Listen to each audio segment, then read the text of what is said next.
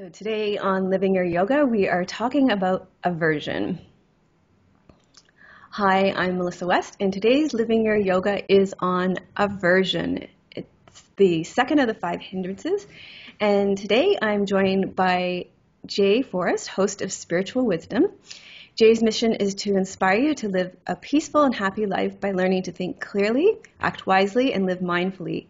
He combines the latest in neuroscience and psychology with Eastern and Western philosophy to give you teachings to transform your life. Jay is a certified meditation teacher, the author of Practical Buddhism, and the host of the Wisdom podcast. So thank you for joining us today, Jay. Thank you for having me, Melissa.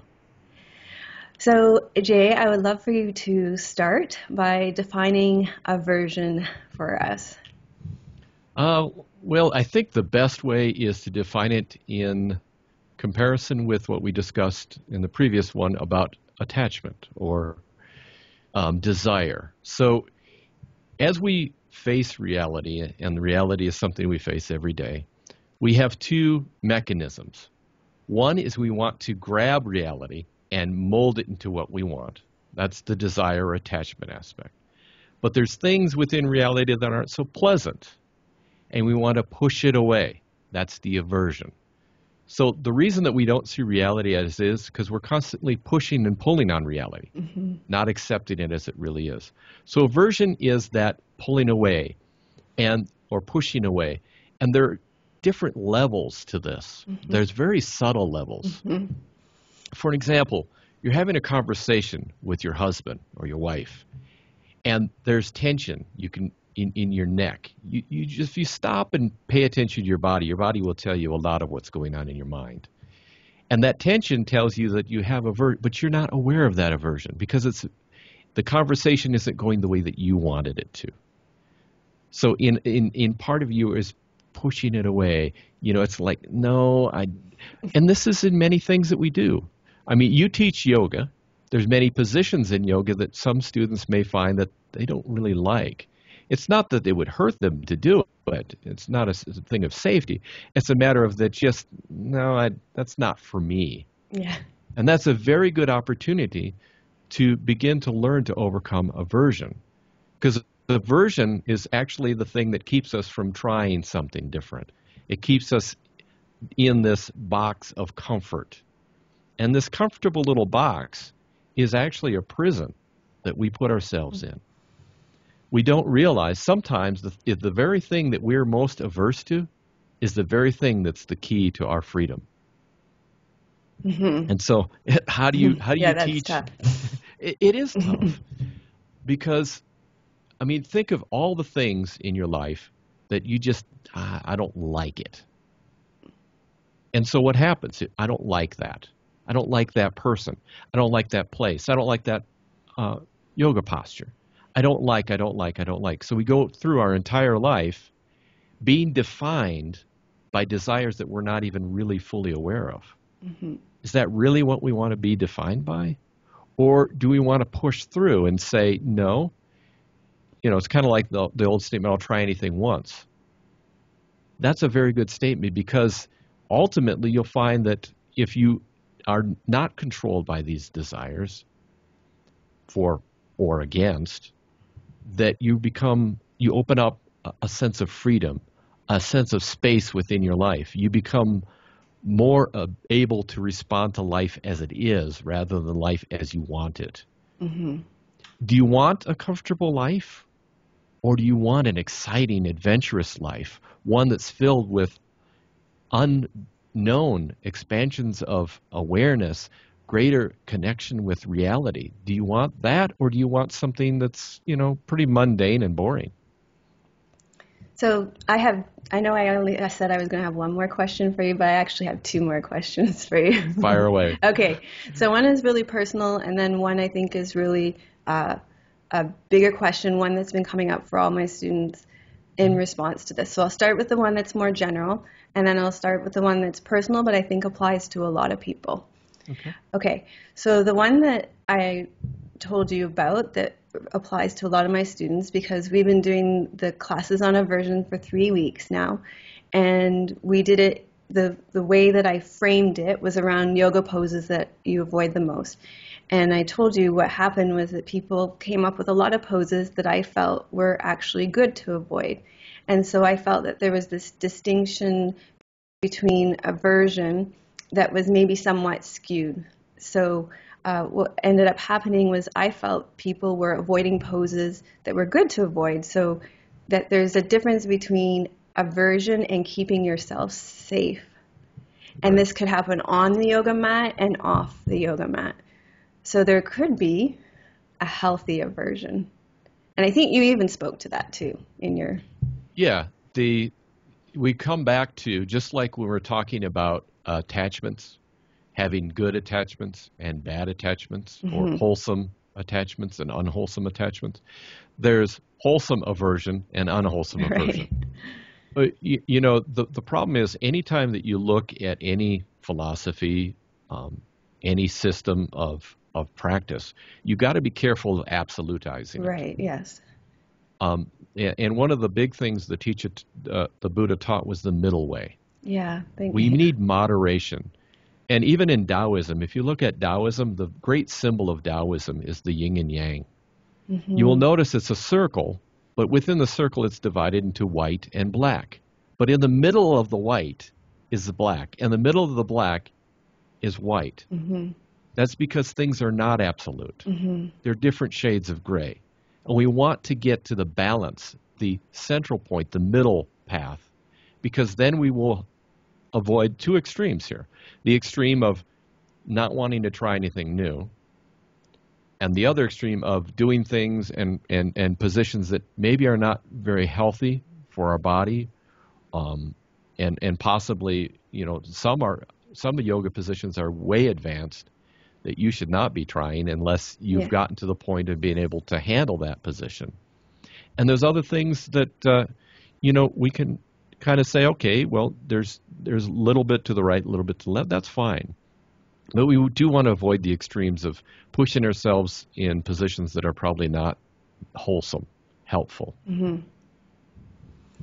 So, and I think that this is a great question, because I think in practicing, that's a great answer. In practicing aversion, you could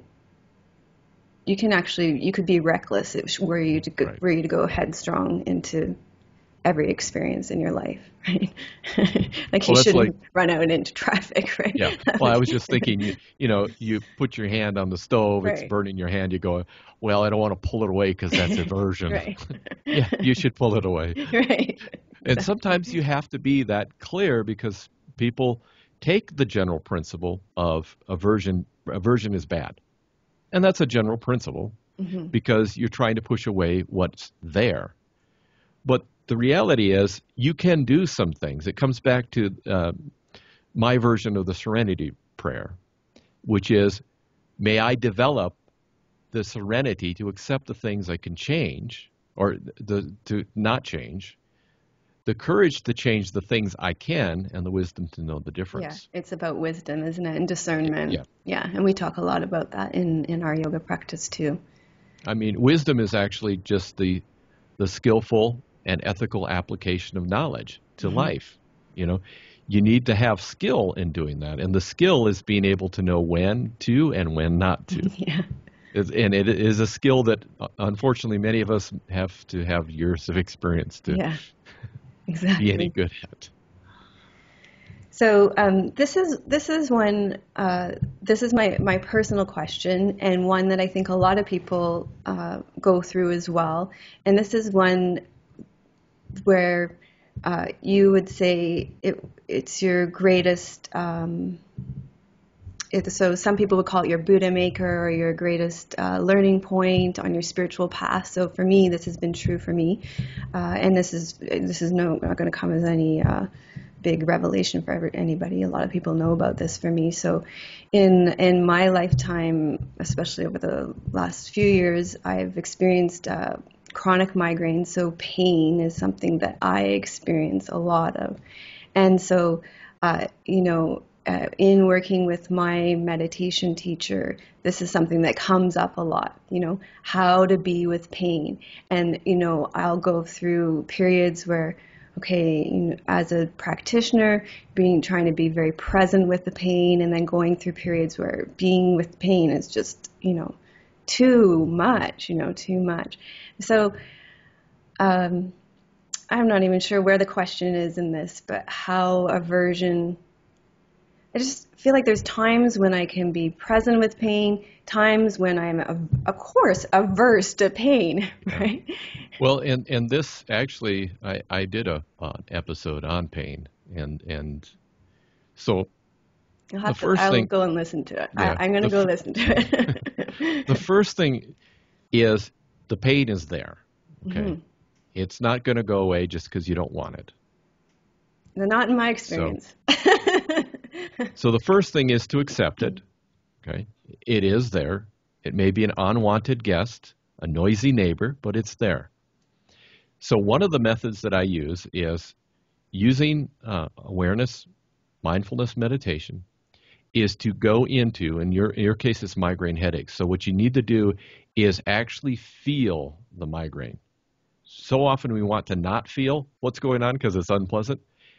The key is to actually feel it, to actually take your awareness like a pinpoint and begin to feel it directly, specifically, deeply.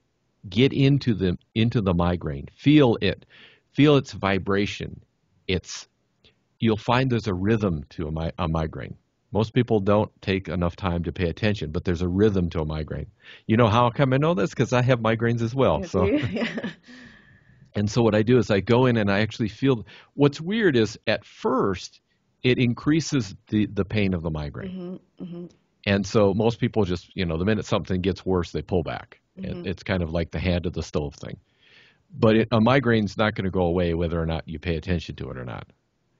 What will happen, though, is you begin to feel the rhythm of it, and then you can do something that you cannot normally do once you get into it.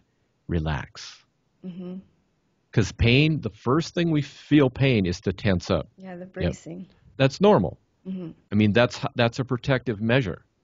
The only way that you're going to get past the fight or flight is through mindfulness. That's why you'll find you go to Barnes and Noble. Go through the section in psychology. Mindfulness is taking it by storm. Mm-hmm. That is the new cure-all for everything. It's not a cure-all for everything, mind you, but it is such a powerful tool that we have in our toolbox to deal with the stresses of life that we need to take that out and we need to say, okay, what's the wise thing to do? I have a migraine. I've taken my medicine. I've done everything I can to within my ability to do what I can with it. Now let me use mindfulness to go into it, pay very close attention to the way it feels, and you'll find you'll begin to have a different relationship to it. And you'll also begin to know earlier when a migraine's coming on. You'll be able to know and then look and see what the triggers are. Because migraines are usually, there's some kind of a trigger. And for me, I work nights, and I work 12-hour shifts from 6:30 at night to 6:30 in the morning. That needs, about midnight or so, I start the caffeine drip because it's just, and caffeine's not recommended because it is addictive. Because the minute that you go off it, guess what you get? Migraines. Migraines, yes. And I figured having them, you'd know some of the triggers for that. But it's that or go to sleep. So, what do you do in that? Yeah, it's a very difficult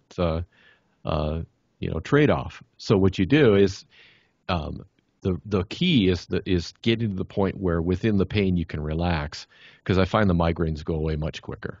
Yeah, they're a tough one. Yes, as you know.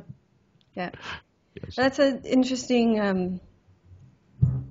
I like that. I like that response within aversion to pain, and I know a lot of my audience has pain, not necessarily. I have actually a lot of students with migraines, but I do also have a lot of students with some form of chronic pain as well, because of course you attract what you have, and we do a style of yoga that is very doable. So Yeah, I think they'll appreciate hearing that.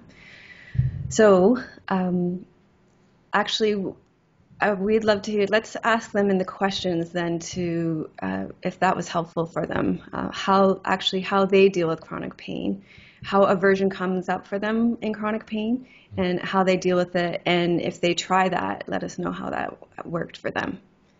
That would be great to hear in the questions. So, Jay, how can people find out more about you and spiritual wisdom? The easiest way is just to go to my website, jayforrest.org. It's jayforrest.org. And if you forget that, you just remember that my name is Jay Forrest, and it's 2 R's. Put it in Google. I'll be the first search result. Okay, So easy to find me. Thank you very much. And if you liked today's show, then please give it a thumbs up. We'd appreciate that very much. And please subscribe to Living Your Yoga, my Living Your Yoga channel. And we'd love it if you would subscribe to Jay's channel, Spiritual Wisdom as well. That would really help us out. And if you would like to, I'll link in the show notes, because Jay has a really great talk on aversion that where he speaks about some different things than he talked about today, and you can go to that and have a listen to that and hit that thumbs up button for him there as well. That would be really great. We already asked you a question to leave in the comments, and if you would also like a list of the antidotes to the 5 hindrances, then you can click on the show notes. And if you scroll to the bottom of the show notes, there's an opt-in box where if you put your email in, we'll send you a list of the 5 hindrances and their antidotes. Sometimes it can be useful to have that to put in your yoga journal, and then you can journal on those and things like that as well. We'll send that off to you. If you liked today's topics, we have 3 yoga classes on that. Namaste Yoga 319, 20, and 21. The links to those are in the show notes as well. And one of the most avoided yoga classes one of the most avoided yoga poses is corpse pose, and we have a whole class on that in our membership community, and the link for that is in the show notes as well. So thanks so much for joining us today, Jay. It was great to have you with us. Thank you for having me. And let us know in the show notes if you'd like to have Jay back. I find him, I love his talks, and I think he has a great way of explaining things succinctly and making them easy to understand. So thanks for joining us, and we will see you soon. Namaste. Thank you very much. Namaste.